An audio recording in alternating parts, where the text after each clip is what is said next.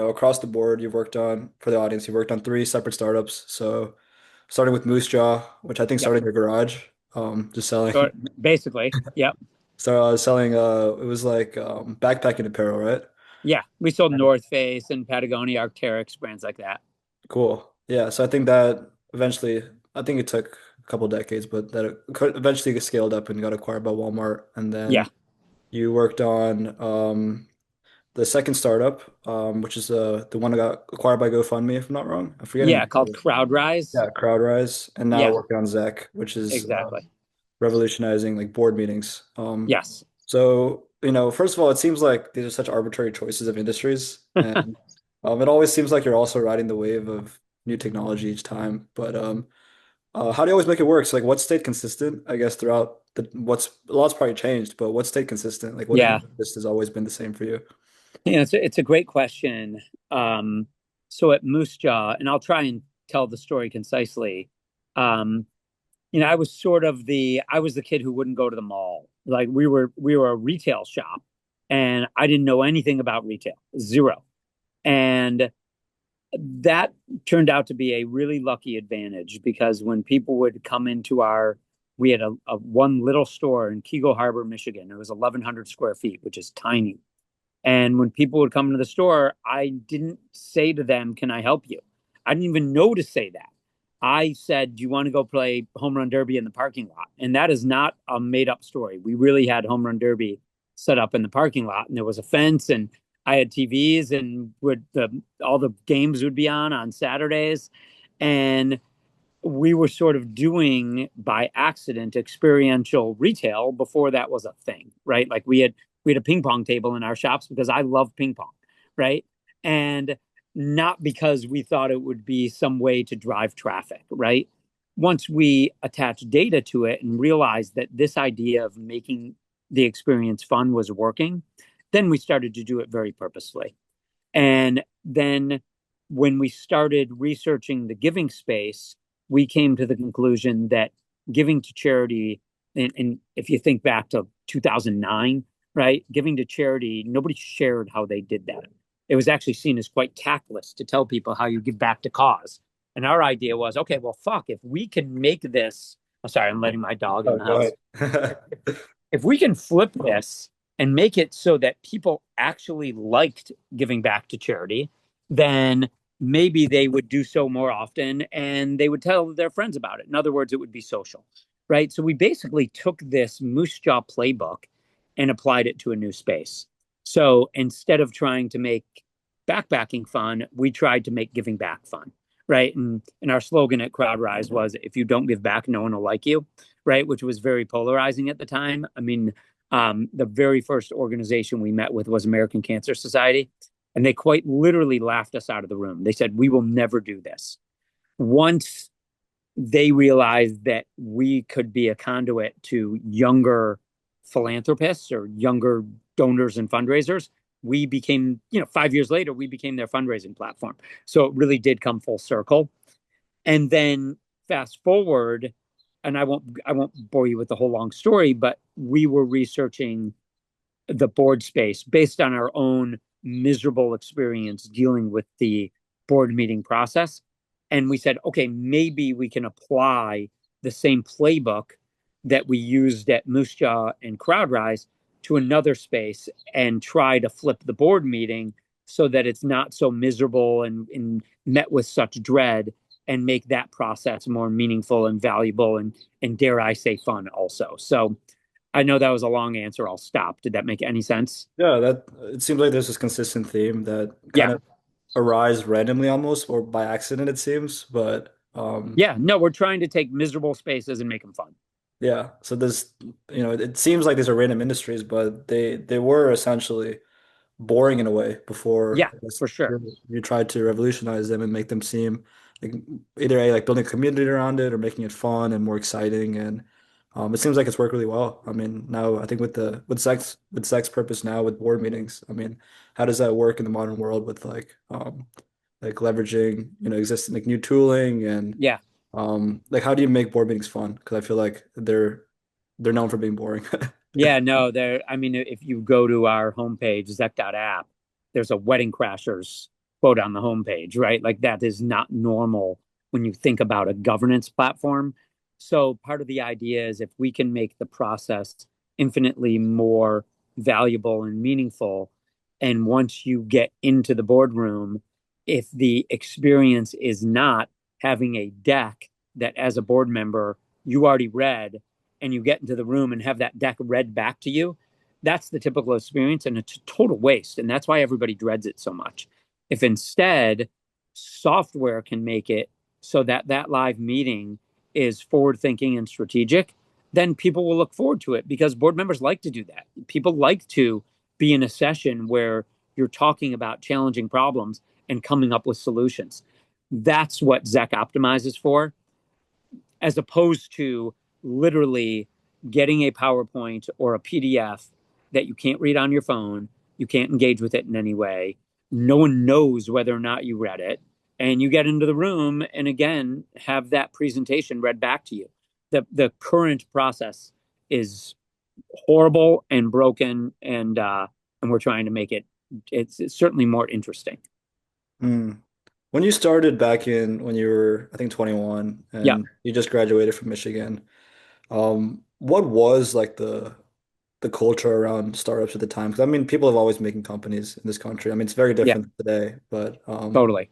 I feel like it's I, a question I always like to go back to just because, I mean, even amongst my peers, it's always like, do you want to take a risk or do you want to try to do something on your own or do you want to just get a normal job? So like, where was your yeah, headspace at when you were first getting started? you know what? We really well. I'll answer your question two ways. In terms of like um, the startup community, I didn't know one thing about it. I didn't. It wasn't like I was. I mean, I was a political science major at Michigan. I wanted to be great at Jeopardy, right? Like that was my goal. I wanted to learn history and politics so I could be really good at Jeopardy.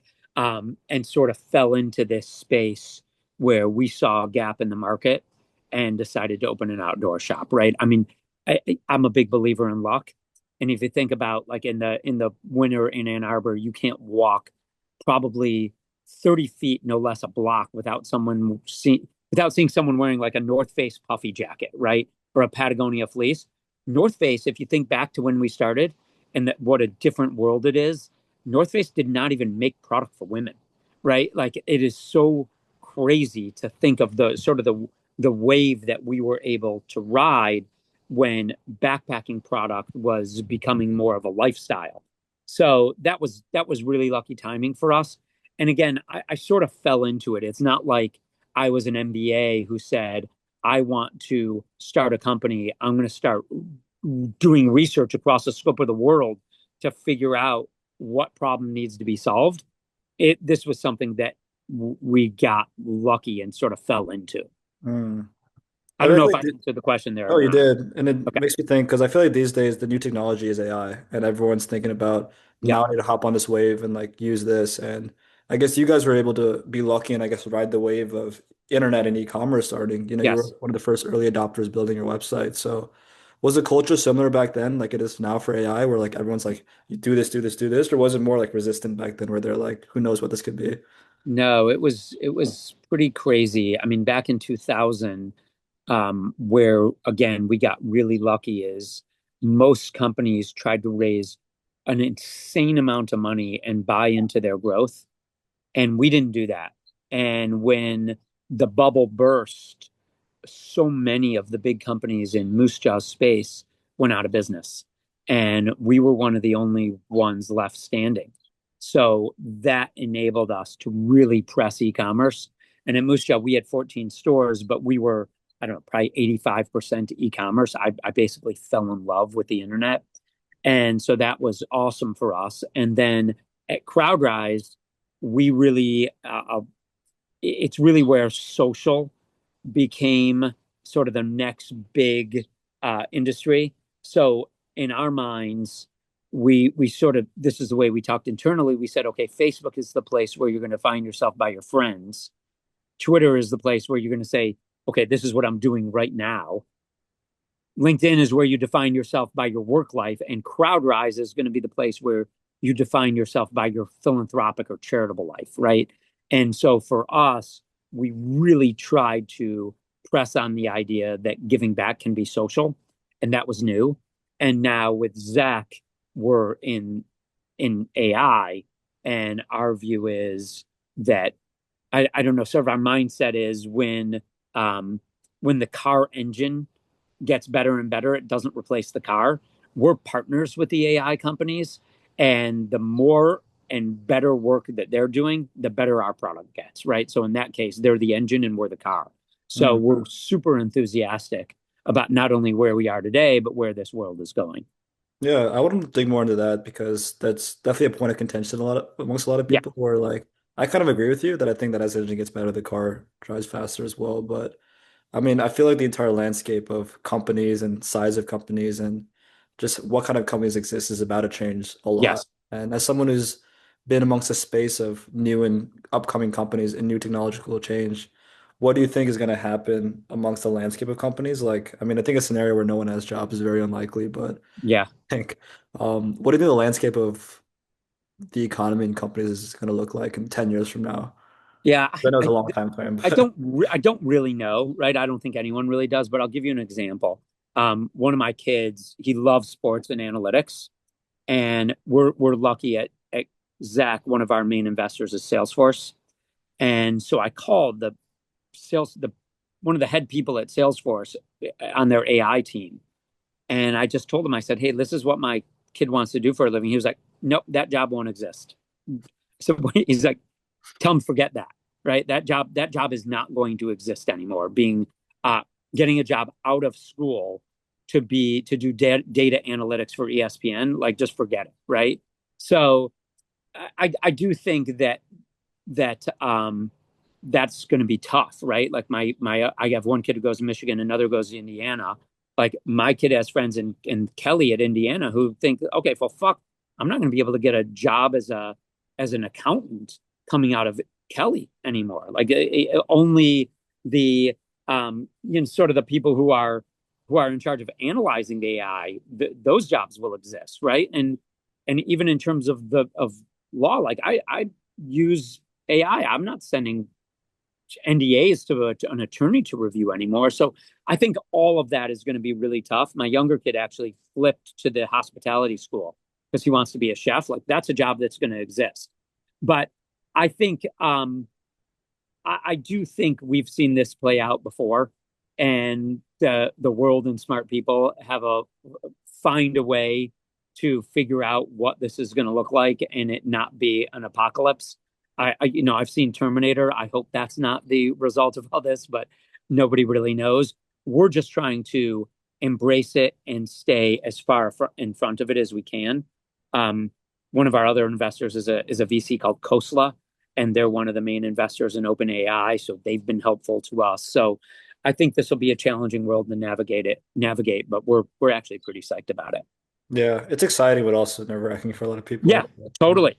there's gonna be a lot of change, so Yeah, it's possible to predict, but I guess we'll see where it takes us. for sure. But it's also we're trying to have as much fun as we can with it, right? And be relentlessly optimistic about it. Cool. Um, I mean, in these last 3 decades of founder entrepreneurial ventures, on paper we can see your growth in terms of like one startup to the next, and like how much each startup like is bigger or more scaled, or who is funded by, who is acquired by, and but I'm curious about more of your internal growth because I'm sure your perspective on startups and growth and even life and how to live a good life has probably evolved. So it's probably a more difficult question because it'll probably force you to reflect a lot back in the early days. But Yeah. how would you describe like your internal growth over these years? And take it however you want. Yeah, no, it's a really interesting question. You're good at this. I'll say I'll give you sort of the spectrum, right? Is that when we opened our second shop, our second Moosejaw store, I said I remember doing this, right? So our first store was in Kego Harbor, our second store was on East Lanes on Michigan State's campus. Um, and I said, okay, we're going to do this second store entirely differently than the first store because we thought that would be cool and interesting and fun. The challenge was when you went to order all the boots, right? It's so much easier when your boot wall is the exact same in both locations because you know where to fucking put it, right? You know where the signs are supposed to go. Ours were totally different. So it just made it that we had to double the work. So we changed the way we talk about our systems, and we call it personal and scalable, right? That's the phrase we use, and we did it Moosejaw, CrowdRise, and now Zeck. And the idea is that we want to have a rapport with our customers. We think that is really important. We use that word a lot. Like we say we want to be like the coffee shop where you walk in and the barista knows your order before you say anything, right? That's what we want to be like in terms of our relationship with our customers at all of our companies. But at the same time, we need to build to scale. So we can't have a different root wall at each store, right? Because that just makes it too challenging. So that's how we're trying to build. And we also use the word responsibly a lot. So we have never been, nor do we want to be the type of company that goes and raises $1 billion and buys into their growth and keeps raising money. We have a very data driven approach to everything we do. And we want to be profitable. Like we want to run a profitable, responsible business. And that's how we've always done it. There is nothing easy about any of this. But over time, we've built systems to adapt to that mindset. And I could tell you sort of what our rules are or what some of those systems are if that's I'm remotely curious. interesting. But Yeah. it's definitely been a journey. Yeah, I'd love to dig deeper into that. So, what are some of the kind of principles you guys live by? I'll try and I hope I remember all our rules. So one is Whatever's one is no. important. We start every meeting with them for the last 20 years, so I should probably remember. So one is no sorries, right? So we know we're going really fast, and that we're going to screw things up. And if you're in our Slack and someone says like, "Oh, sorry, I screwed that up," 20 people will chime back in saying no sorries, right? It's not allowed. We only care about fixing the problem. We don't care what it was and who screwed it up. Let's just move forward and fix it. So we want to be relentless about fixing problems, but we don't want people apologizing for making mistakes. The other is we care about the little things. So I care that when someone sends an email, particularly in at Zeck, where our customers are C-suite, they're CEOs, that there's no spelling mistakes, right? And that it's worded well and you've taken time to see what your prospect or customer is doing, right? Like again, it's let's be pro and um and make it meaningful. Again, have a rapport with your customer. Um Another is speed. Like we're remote at Zeck, but when we had an office at CrowdRise and Moosejaw along a wall was speed with like 100 E's. So we've always had this idea that it's really hard to be the smartest, but it's not that hard to be the fastest. And that's sort of where we're going to hang our hat. So when you and I were communicating, I would be shocked if I didn't reply to every time you sent an email. I would be shocked if I didn't reply to you same day. I didn't notice that. So yeah, so we try to go really fast, and that's built into our systems. Um, and and the other is, and I've said this a few different ways, we want to have as much fun as we possibly can. So our team works really hard.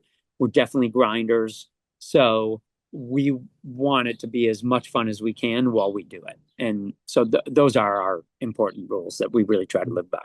I want to go deeper in the third one because I remember, I don't know if you remember our phone call months ago, but I just Yeah, remember like it seemed like it was a really chaotic time for you. And I'm sure that chaos is always there when you're working yeah, in space. But I mean, you sounded like someone who's just extremely busy working all the time. And yep. there is a joy in that, I'm sure. I mean, that might be the fun it is for you, but when you say that have as much fun as possible, like what does that look for you and your team? Like how do we balance the chaos with the fun, or is the chaos the fun, or how do the Yeah, it's a two? little of everything.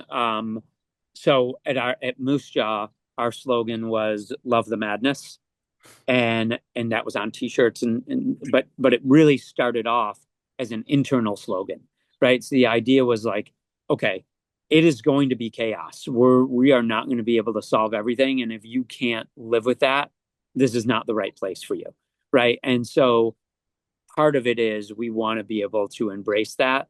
But there's also systems around the fund. So, for example, I know we have a contest right now that without being prompted, that whoever gets, if our customer service team gets a certain number of positive responses from our customers, this month, everyone on the team gets a prize, right? And a good one. Okay. It's not like a shitty baseball hat, right? Not that baseball hats have to be shitty, but it's something that is motivating, right? And we'll talk about it a lot. So that's something we have when prior to when we work with when we land a customer prior to their first board meeting, we send them Zeck cookies that we literally have someone make homemade cookies. Like it's not like we're going to get them at the grocery store, and they're all labeled, and one of them says this cookie is to whip at your most unproductive board member, right? And so we are that's risky, right? Like this is a board meeting. You talk about a lot of serious stuff, but again, if people can look forward to those meetings, they'll be more productive. So part of these unlocks is how do we build systems to make all of this fun, right? And that's both internally and with our customers. We do a lot of movie, like guess the movie. Um, I if you ask me any world capital, I guarantee you, I not guarantee, I'll probably know it, right? So we're doing lots of silly trivia back and forth. Just again, anything to make it that people look forward to these calls. Gotcha. Yeah, that's a cool approach. And this is kind of a pivot, but it kind of made me think about, team dynamics in general. And I mean, I think you've co-founded all of your startups with your brother. And I think one of the biggest questions anyone is in this space is asking, especially in the early days, is like finding the right people to work with. Um, and it starts at the level of like a good co-founder, but even beyond that, when you're thinking about your first hire and your first team members and you're at the early stages, like what are you looking for in people? Like when you Yeah. considering, I mean, obviously you've always worked with your brother, so maybe not in a founder, or we can talk about traits you'd appreciate in a founder as well. But anyone you add to your team or onboard, what are you looking for? Yeah, it's all for us, it's all culture. Like the idea is that, and I say this when I'm interviewing someone, that we work so hard. And if I'm going to be on the phone with you all day long, I want to work with people who I actually enjoy. Like, I don't want to pick up the phone and dread calling someone. And there is no one on our team at Zeck who I don't enjoy actually talking with when we're doing all these calls all day. So when I interview someone, I literally do not ask a single question about their work life. I ask about their family. I ask what they're like, what they don't like. There are no, I tell them in advance. I said I'm not going to ask you a single normal question, right? So having that kind of rapport with our staff is really important to us. Now, obviously, in certain roles, you're not going to hire a CFO who's not experienced, right? So there definitely needs to be a balance. Um, but culturally is the most important piece to us. And everybody works really hard. Again, we are and we say it from the get-go, like this is a place where you're going to be grinding it out. So I have never had a day off in my whole life, right? Honeymoon, weekends, no vacations. And I think I'm really lucky that they're, well, I'll say there's both sides of it. One, I think I am absolutely crazy. Like something is wrong with me to have started a third company. I mean that for real. Like it's that hard and crazy. But at the same time, I also recognize that I'm really lucky in that I've never woken up, never once have I woken up not ready to go at it. Like it has never happened once where I've woken up in the morning, even if I'm in another country, like with my family on vacation, and thought to myself, okay, I'm ready to go at it today. That's Every beautiful. day I feel that. Yeah, It's lucky. amazing. Um, if you do focus a lot of your interviews on like this cultural kind of aspect, I feel like a big thing people look for is also like work ethic and like finding someone who's actually going to deliver and execute. So do you think that if your interviews are so heavily focused on like culture, do you think you can still get a good read on people? I mean, obviously you can look at a resume and see skill sets, but do you think you're still able to get a good read on who No, can? not all the time. No. That's always very I mean, I hard. wish that was the case, but I can't say there are other people on our team who are really good at interviewing potential potential staff, but I don't think that's my strong suit. I usually like everyone, so I'm not very good at it.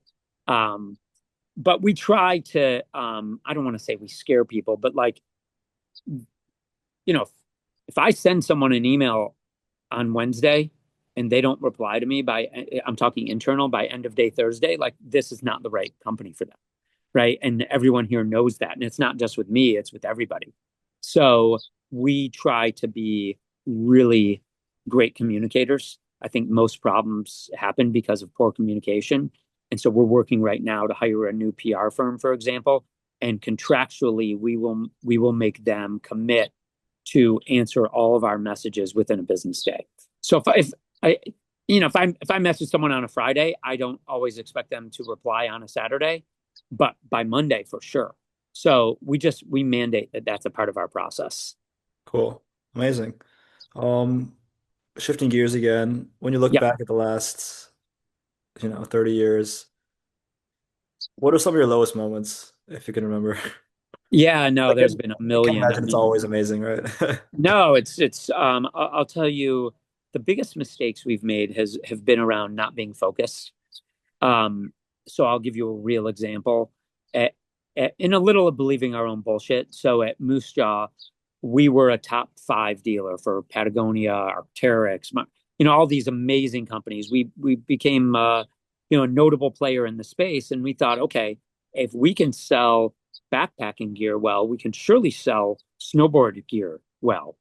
And we became a top 10 dealer for Burton with one order. We ordered so much Burton shit that it was it was insane. And we weren't dialed in enough. We didn't sell it well enough, fast enough, and it didn't work.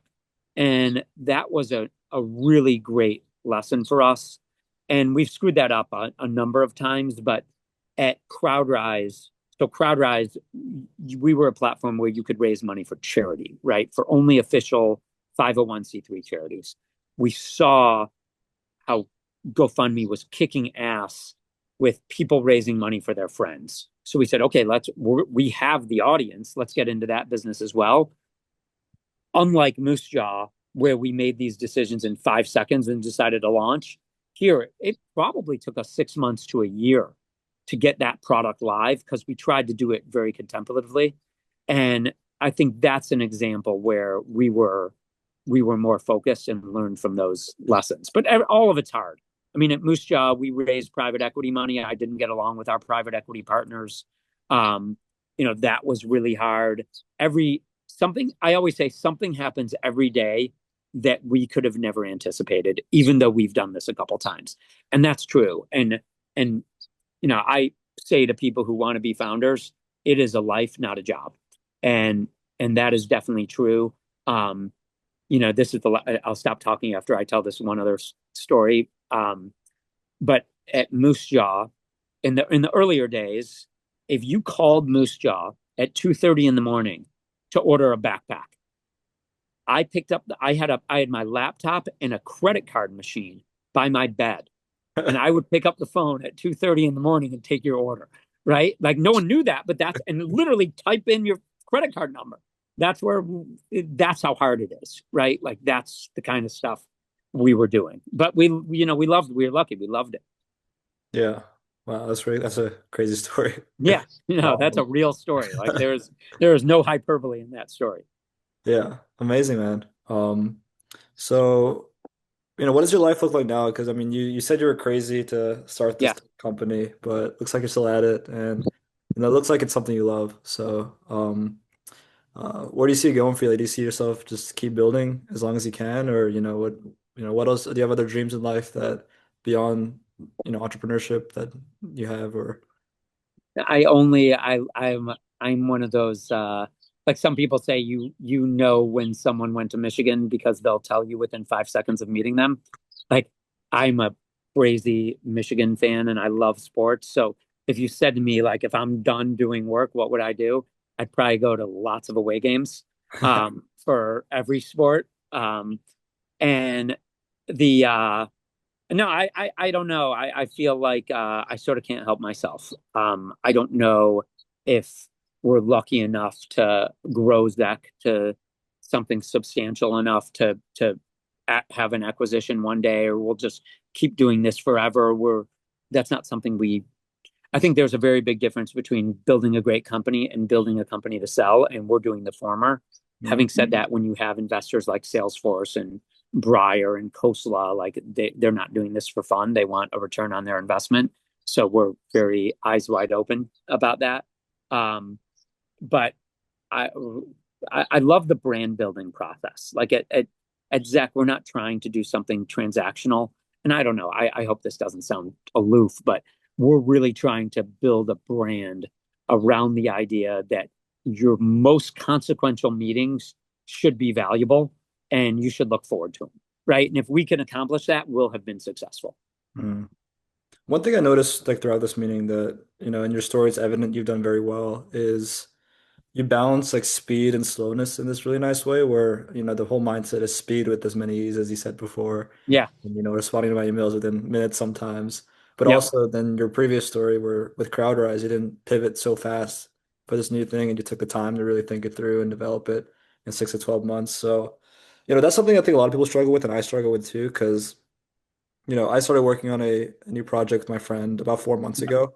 And one of our mindsets was also speed. I mean, I think that's everyone's mindset these days with how fast Yeah. companies are moving. And we just try to ship something as fast as possible, get on the market. And I think we did do a good job of like executing it fast and starting to get our first users. But I think that, when it comes to big decisions, like, I think we're facing some right now, but direction of how we want to go about things. And it's hard for me because I want to keep just building, building, shipping, but sometimes slowing down is hard. And to Yeah. think through, like what decisions are actually worth slowing down for, what decisions are just wasting time, and how important is speed in the modern age, or is it useful to kind of slow down sometimes? So how do you so successfully balance the two with this speed, execution, also slowness?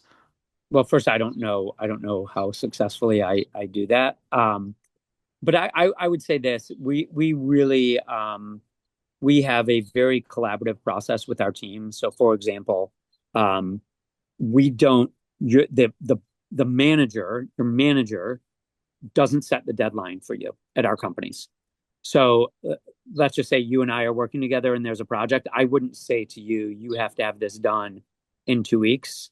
I would say, when are you going to have this done? And if your response is, I'll have it done in 2 weeks, my answer is, okay, great.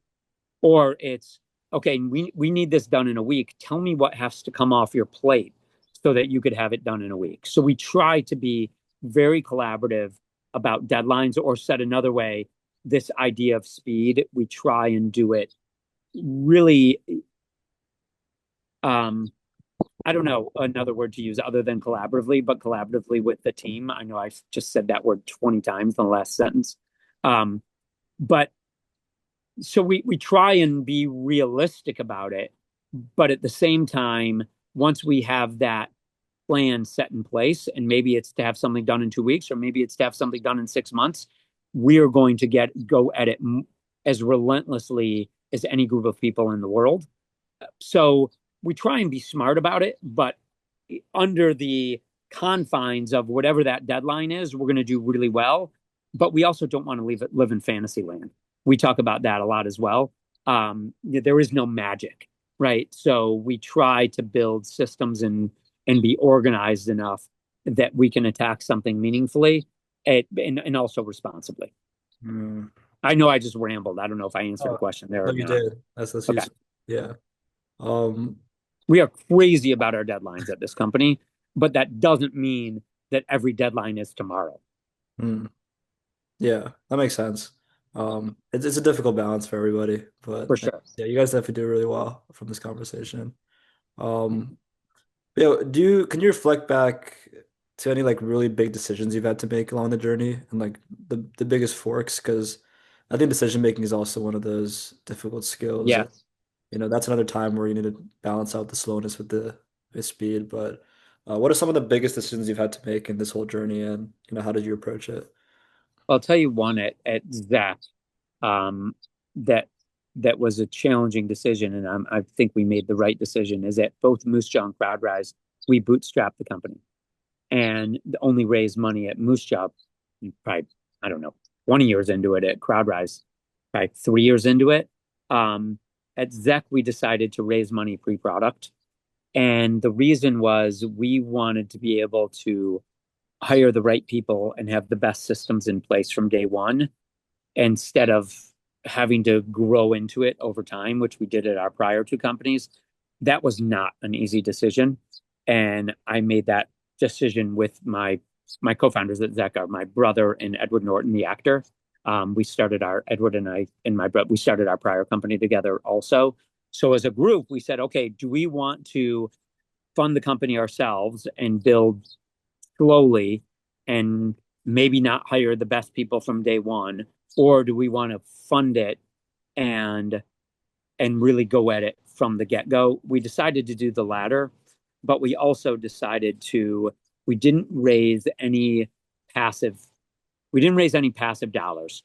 All of our first investors are involved because we also wanted a really kick-ass group of advisors who knew this space better than we did from the get-go. And that worked out really well for us. We got very lucky there. Yeah, that's a big question these days. Like, do you want to raise or try to build first? And Yeah. I think we're still so early in this journey that we don't want to risk, raising before we have proof of like what we need. So Yeah. yeah, Right. but it No, looks I like think we yeah. made the right decision at all of our companies, how we did it. And again, I've said it previously on this call. I'm a big believer in luck, and like having Edward Norton as a partner could not be any luckier, right? Like that is just he is so smart and so nice and humble and can obviously he can get to anyone in the world, right? So that's been great for us. Amazing. Have you and your other co-founders or you and your brother ever had major disagreements? Oh, every day. We fight every day. Yeah. Um, but it's sometime, with other people on the team, you want to be nice with, I mean, my brother can just say, that's the dumbest fucking idea I've ever heard. Right. And then it's done. So with my brother, Edward, and I, we have this rule, whoever's most passionate wins. And so even when we'll have a discussion, if someone cares deeply about it, that's who wins. And that has always worked really well for us. We have never, in as long as we've been doing this, both with my brother and with Edward, never had one single issue. And that's definitely rare. Mm. So that's been lucky. That's a unique approach I've heard to it. Because I mean, yeah, disagreements are so natural, but whoever's Yeah. most passionate wins is kind of a cool way to think about it. Is it Yeah. is it, is it ever hard to figure out who's more passionate or No, no. We've found that we've been pretty good about that. amazing? Yeah, we're Yeah. almost hitting the 45-minute mark here, so if I'm rambling too much, let me know if you have to No, no, go. no. Are you good? Yeah, I'm good. Okay. And we can keep going, but Okay, is this cool. going okay? I meant, Yeah, this is is this great. going Yeah, all right for you? I love it. Yeah, this is great. I mean, I Okay. could talk to you for Okay, like great. hours, I feel like. Um, yeah, what did it feel like to win? When you got acquired by Walmart or when you hit those big success metrics? Yeah. You know what? You try to, take a moment to appreciate the work you've done, but I'm not, I'm not good at that. So for us, it was more celebratory for the team. But, when we sold to Walmart, I was deep into CrowdRise already. Like I was already doing it. Right. So I would say I took no more than a dinner to celebrate. Um, and then at CrowdRise, same thing. We were already saying, okay, so when we sold CrowdRise to GoFundMe, I stayed with GoFundMe for 2 years. During the first year, I was full time. The second year, I was a consultant. We started digging into Zeck during that second year. So I was already rolling into the next business. So there was no time. I mean, that's stupid, but I never spent a moment celebrating. I went to the Final Four though. I celebrated that, so that was fun. But no time to celebrate our accomplishments like that. That's just not really. We've just never been like that. So it seems like the way you're describing it, the one company kind of reaches its closure, you've already started the other one. So there's no periods of time in between of, I don't know, reflection or transition, but it's almost like we're just moving one to the next almost each time. That was not purposeful, but that's what happened. Yeah, and And like I don't know. I have my cousin. Um, he's started a business, and I feel bad for him because he's exactly like me. Hey, fuss. Um, my kid just came out here. oh, The and he's already doing another one. So he's just like as something in the blood. He's as crazy and idiotic as me. yeah, amazing. Did these are there like unique stories to how these ideas come to you, or does each one have its kind of own story? Like, how did you even come up with all these ideas, or what did they come I about? think it's just we really fell into it. I mean, with the real story with Zach is that I was away with um with my brother and our other co-founder and some other people, some big shots, and I had to leave the group for a board meeting. And I came back to the group and I said, "Did you see Fight Club? Did you see the movie Fight Club?" Me? No. Yeah. Oh, you got to see Fight Club. But No, anyway, no. there's a notable scene in Fight Club where Edward Norton is punching himself in the face. And I came back to the group and I said, that was the most miserable 3 hours of my life. I feel like everyone on around the table, it was like that scene in Fight Club where you were punching yourself in the face. And everybody laughed. But then we started talking about, okay, can we, this is a real problem. Like all these people were bored professionals. And can we build software to actually fix this? And then we started researching the space. Cool story. So fell into it. Yeah, amazing. Back in 92, when you just graduated from Michigan, did you go right into Moosejaw or did you, I know you're a poli-sci major, so did you do anything in between then or was it No, we Michigan? opened, uh, I graduated in 92 and we opened Moosejaw on Halloween in 92. Okay, So, nice. Did you, so did you go full time immediately? Like this is your full time thing? Okay. Did you face a lot of pushback early on? Because I'm sure, I don't know what the realm of startups and yeah, business everyone thought we were was. fucking idiots. Yeah. Uh, So how did you approach that? except for my mom and dad. They were, Hello? yeah, I'm still here. Okay, sorry. I think you cut out. You said Oh, except for my mom and dad, then you cut out. yeah, they were super supportive. They were definitely into it. Okay. Did you have any internal doubt of like, is this what I want to Yeah, do? I thought we were going out of business every day and still do. Like, so yes, there is constant internal doubt. Yeah. I'm sure it's kind of subtly resolved by now, but I'm sure the fear still lives somewhere deep inside. But No, how it's was not it? even deep inside. We say it No? all the time. Every day you Like, feel that way? yeah, no, I'll be on the phone with our head of sales, who I love. I've worked with him for 10 years because he was with us at our prior company. And he was like, we are so fucked today. We're definitely out of business. Like, it's sort of a joke amongst the team. But yes, there is, we're always, it's a struggle. It's hard. Hmm. Yeah, I'm sure the first year was probably unique in its own way because you probably felt it, you know, every day, but a lot more as well. And it Not really. We were so dumb. We didn't know, you know? was like the good Now old we're days. smart enough to know we might go out of business every day. So was the first year more just like fun, like, the good old days, just kind of messing around without much like, foresight of where this could be, or, how would you describe the Well, first we year? definitely didn't know where, if you're talking about Moosejaw, we definitely didn't know where it could go. But a lot of the ideas of trying to make it as much fun as we could, having amazing customer service, having the best product possible, all of that we really were doing from day one, not on purpose. But I think that's sort of just a reflection of who we were and what we wanted the company to be. And none of that has changed. Of the three, which one was the most fun company to work on? I don't know. They're all fun and miserable in different ways. Yeah, But I mean, we had just some insane stories that you could never ever make up at all of the companies, right? Like when I said something happens every day that you could never anticipate, that's definitely true. amazing. Well, Robert, this is a great conversation. I learned a Yeah, lot. thank you. And, You did a great job. thank you, man. It's great to hear your journey. I mean, it's rare to get to talk to someone with so much success as you and Oh, that's very you've nice built of you. so many great companies. I mean, that's kind of the path I'm looking to go down.